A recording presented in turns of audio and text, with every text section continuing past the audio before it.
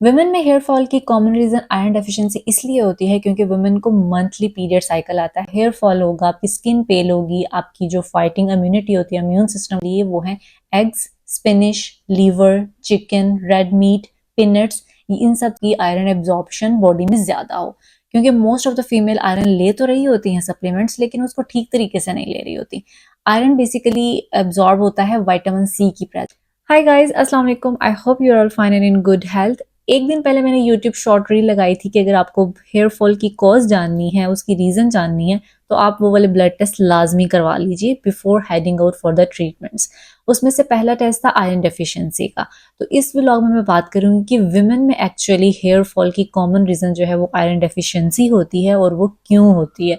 तो अगर अभी तक आपने मेरे चैनल को सब्सक्राइब नहीं किया है तो जल्दी से सब्सक्राइब कर लीजिए। वुमेन में हेयर फॉल की कॉमन रीजन आयरन डेफिशिएंसी इसलिए होती है क्योंकि वुमेन को मंथली पीरियड साइकिल आता है, जिसकी वजह से उनका ब्लड लॉस होता है।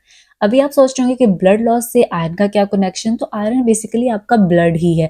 आपने एचबी का सुना होगा कि आपका जब आप सीबीसी रिजल्ट करवाते हैं ब्लड टेस्ट, तो उसमें एचबी लिखा हुआ होता है। एचबी बेसिकली आपका आयरन होता है जो कि आपकी स्किन, हेयर और आपके नेल्स में ऑक्सीजन पहुंचाता है। जब आपका आयरन कम होगा तो इस आपके हेयर को, आपकी स्किन को, आपके नेल्स को ऑक्सीजन कम पहुंचेगी, जिसकी वजह से आपका हेयर फॉल होगा, आपकी स्किन पेल होगी, आपकी जो फाइटिंग इम्यूनिटी होती है, इम्यून सिस्टम होता है, वो वीकन होता है। आपको ठंड जल्दी से लगना शुरू हो जाती है, आप खुद को टायर्ड फील करते हो। तो ये सब सिम्टम्स होती हैं आपकी आयरन डेफिशिएंसी होने की, जो कि फीमेल में बहुत ही कॉमन है। अब आयरन को आपने डेफिशिएंसी को ओवरकम कैसे करना है। अगर आपको monthly period cycle heavy flow आ रहा है तो आपको अपनी गायनेक से जाके पता लगाना है कि आपको इतना हायर हैवी फ्लो क्यों आता है, because that's ultimately the cause of low HB and low iron. So आपको एक तो गायनेक से पता करना है। सेकेंडली, अगर आपका पीरियड साइकिल नॉर्मल है देन आपको क्या करना है कि अपना ब्लड टेस्ट करवाएं, आयरन डेफिशिएंसी का पता लगाएं कि आपको किस हद तक आयरन डेफिशिएंसी है। बेसिकली 12 टू 15 नॉर्मल रेंज होती है फीमेल में एचबी की, जो कि एक नॉर्मल रेशियो है। अगर आपको इससे कम है, 11 है, 10 है, तो भी आपने इसको इग्नोर नहीं करना है और आपने अपने नियर बाय डॉक्टर से जाके आयरन सप्लीमेंट्स रिकमेंड करवानी है।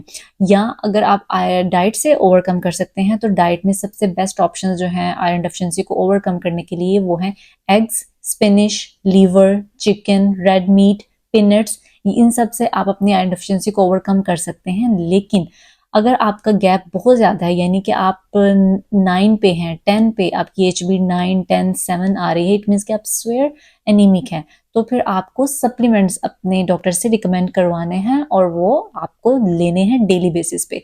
कॉमनली सप्लीमेंट्स जो है वो फेरस सल्फेट 200 mg आपको 3 to 6 मंथ्स के लिए लेने होते हैं, अनटिल आपका नॉर्मल रेशियो में ब्लड टेस्ट नहीं आ जाता, आयरन लेवल नहीं आ जाता। और जब आपका ऑप्टिमम लेवल पे, नॉर्मल रेंज पे आ जाता है, देन आपको उसको मेंटेन करना है। ऐसा नहीं है कि आप उसको छोड़ देंगे कि आपकी रिकवरी हो गई, नहीं, आपको उसको 15 mg फिर मेंटेनेंस डोज लेनी है। कुछ का ऐसे होता है कि वो इसको भी इग्नोर करते हैं और फिर वो 4-5 एचबी उनका ब्लड टेस्ट आता है, तो फिर उनमें उनको ब्लड ट्रांसफ्यूजन लेनी होती है आयरन की। ठीक है, तो आप बेस्ट वे यही है कि आप उसको 11-10 पे ही रोकें। अगर आप अनीमिक हैं, जो कि आई एम श्योर कि 99% फीमेल जो है वो अनीमिक होती हैं आयरन डेफिशिएंसी की वजह से, तो प्लीज आप अपने ब्लड टेस्ट करवाएं और जाके अपना आयरन लेना शुरू करें, डाइट की फॉर्म में या फिर सप्लीमेंट की फॉर्म में।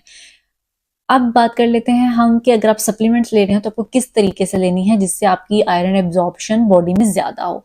क्योंकि most of the female iron ले तो रही होती हैं सप्लीमेंट्स, लेकिन उसको ठीक तरीके से नहीं ले रही होती। आयरन बेसिकली एब्जॉर्ब होता है विटामिन सी की प्रेजेंस में। तो अगर आप आयरन सप्लीमेंट के साथ विटामिन सी के सप्लीमेंट भी ले लेती हैं, या फिर कुछ एफोरेसेंट टैबलेट्स आती हैं जिनको आप पानी में हल करके लेते हो, तो आप अगर उसके साथ लेते हैं तो विटामिन सी आपके आयरन को बॉडी में बहुत क्विक एब्जॉर्प्शन देता है, जिसकी वजह से आपका आयरन की कमी जल्दी पूरी होती है। लेकिन एक इसकी कॉन्ट्राइंडिकेशन है, अगर आपने आयरन लेना है तो आपने उसके आसपास दूध, दही या कोई भी डेयरी वाली चीजें नहीं लेनी है, यानी कैल्शियम बेस्ड चीजें नहीं लेनी है, क्योंकि कैल्शियम और डेयरी बेस्ड ये आपकी बॉडी में आयरन एब्जॉर्प्शन को स्लो डाउन कर देते हैं, जिसकी वजह से आपकी कमी पूरी होने में बहुत टाइम लगता है या फिर होती ही नहीं है। तो आपने क्या करना है कि आप या तो खाने से 1 घंटा पहले आयरन सप्लीमेंट लें या फिर खाने के 2 घंटे के बाद लें। और मेक श्योर करें कि आप इसके इर्द गिर्द कोई भी दूध, दही वाली चीज़ें ना लें। दूध से मुराद के अगर आप शेक भी ले रहे हैं तो भी इसमें दूध है। दही से मुराद अगर आप रायता भी ले रहे हैं तो उसमें दही है। तो आपने कोई भी दूध, दही या फिर डेयरी या फिर कैल्शियम बेस्ड चीज़ें नहीं लेनी है। अगर आप आयरन कैल्शियम की कोई सप्लीमेंट ले रहे हैं तो भी आपने आयरन की सप्लीमेंट लेने के आसपास उसको नहीं लेना है। सो बेस्ट वे इज कि या तो आप उससे 1 घंटा पहले ले लें या फिर 2 घंटे के बाद ले लें, अगर आप कोई भी ऐसी कैल्शियम बेस्ड या डेयरी बेस्ड चीज़ें ले रहे हैं तो। आई होप कि इस वीडियो में आपको आइडिया हो गया होगा कि आयरन डेफिशिएंसी कितनी कॉमन है फीमेल में और इसका कितना गहरा लिंक है हेयर फॉल से।